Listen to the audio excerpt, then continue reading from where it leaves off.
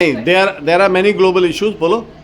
There are many global issues which countries world over are facing today, which, if not checked in time, have the capability to reach threatening dimensions to harm mankind in future. What, in your opinion, is the single most important global issues facing the world today?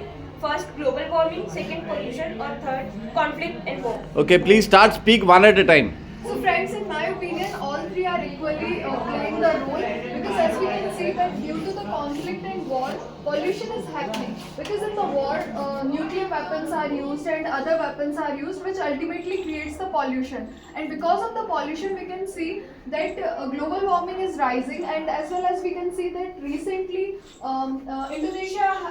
Indonesia have changed its capital to Nusantara because of the global warming. Because the recent capital is going to submerge in the next 30 to 40 years. So and we can also see that in our India also there are many places like the Majuli Island, which is the only riverine island, is getting submerged due to the global warming. So I think all three are equally playing their roles. Adding a point to my former speaker, I would like to add that the all three reasons are interlinked together, as war and conflicts are increasing the pollution, as there are various weapons like bombs and other things are used in the wars, which is creating pollution, and increasing pollution is the reason for global warming. So I think that all the three reasons are interlinked together, and the most important one is wars and conflict, as if we stop wars and conflict, the other two can be controlled. I totally agree with that conflicts and war are the major reason behind, and other two factors are the side effects of war and conflicts. War are also responsible for increasing pollution and global warming. War was also Adding to my point to my former speaker, the war and the conflict is the main reason, and as my former speaker said, it is all interlinked. The wars and the conflict that world is almost in the brink of the World War III.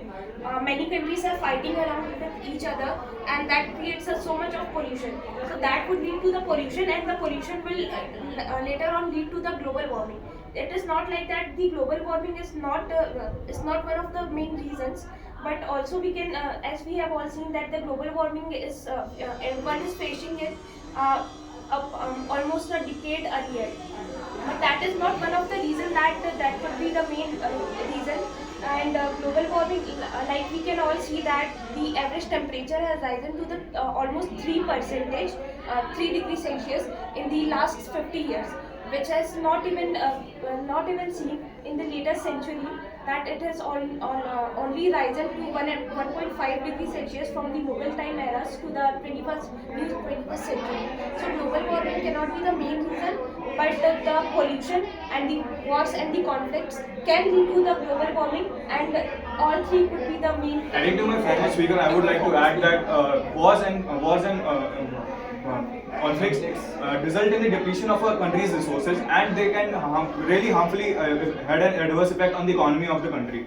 If we can control wars and conflicts, we can use those resources that were used earlier into the benefit of the society, and also to control the other two, that is the global warming and pollution. Then again, talking about the wars, we have already, the world has already seen two big world wars that had an adverse effect on the economy of the whole world, and that's